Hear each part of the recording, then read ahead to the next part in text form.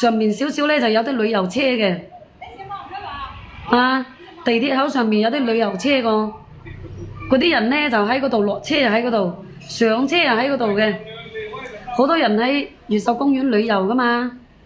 嗰陣時又唔知點解喎，嘗到甜頭喎，確實又幾好賣下嘅喎，去越秀公園賣氣球，係啊，因為嗰個四川嗰個阿叔嘛。冇，第一次你知唔知啊？我喺沙河去越秀公園，氣球係唔可以攞上車㗎，你知道嗎？係踩單車㗎，老細。嗰陣時係踩單車啊！你以為氣球可以俾你攞上車啊？而家都唔可以啊！我嗰個阿叔咧，佢就住喺小北㗎。佢咧就同我講，你去越秀公園啊，去嗰啲廣場啊，去嗰啲地方賣啊，去北京路啊、人民公園嗰啲賣啊咁樣。佢話俾我知去邊度賣，咁佢都想有收入㗎，佢叫我幫佢打工啊嘛。我第一次冇賣到應該係賣到20-30個啩。嗰陣時20-30個，你知唔知啊？我已經好開心啦。仲好過我賣乾花啊！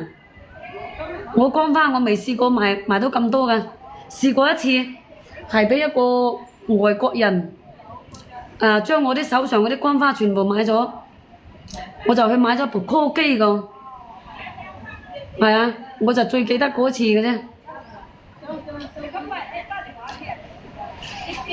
賣氣球都唔係話你諗得咁容易㗎，你以為真係揸喺手上就有人買你㗎？一樣要溜客㗎，一樣要兜人哋㗎，你以為啊？喺249擺個攤就知道啦，冇容易兩個字㗎，真係一步一步咁樣捱出來㗎。擺攤都係一步一步咁樣捱出來㗎，你以為啊？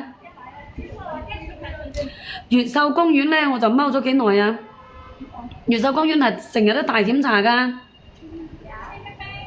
前門趕去後門。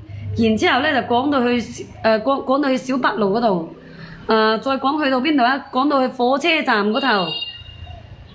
其實嗰邊咧，你叫我係咁樣行咧，我就覺得我好熟悉。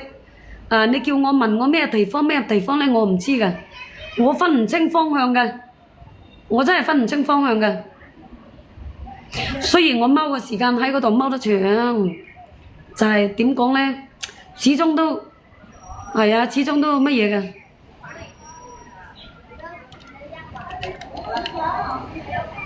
249你咪仲犀利係咪？咁你咪揾得唔少。你走入去維修廠嗰度賣氣球，你咪仲揾得唔少。有嗰個四川個阿叔，佢都叫我去兒童維修廠嗰度㗎，叫我去嗰度賣㗎。但係咧，佢就叫我企喺馬路中間嗰度，我覺得嗰度太過多車，所以咧我就話去越秀公園算啦。我係咁諗個。賣氣球我都賣咗好耐啊，賣氣球，後尾慢慢咁樣，手頭上寬鬆咗喎。係啊，手頭上寬鬆咗。我跑，擺攤我擺到我15歲嗰陣時，識得曾成佬咯。識得曾成佬嗰陣時咧，佢就叫我，哎呀，唔好做走鬼啦，揾一份工做啦咁樣。因為嗰陣時又瘦又黑，係啊，又瘦又黑。維修廠好賣，問題佢唔俾你喺門口賣，佢只可以喺維修廠出邊嗰度馬路旁邊嗰度等嗰啲人過馬路紅綠燈嗰度賣。多謝晒平啊平，多謝晒你一路嘅支持啊！我去越秀公園都唔錯㗎，但係嗰啲人見到你喺越秀公園好賣嗰陣時，個個都去越秀公園賣氣球。我有試過㗎，我偷偷咁樣攞過嗰啲雀仔，走咗入去越秀公園入邊賣㗎，喺五羊城嗰度啊，五羊嗰度啊，係啊，2-3下賣晒，賣嗰啲雀仔啊。哦，你都唔知道俾人哋講，一路講，守住大門口係咪啊？咁呢啲先係你熟悉㗎啦，我唔熟悉啊，我真係唔熟悉啊。你話嗰陣時係咪好難揾嘢做啊？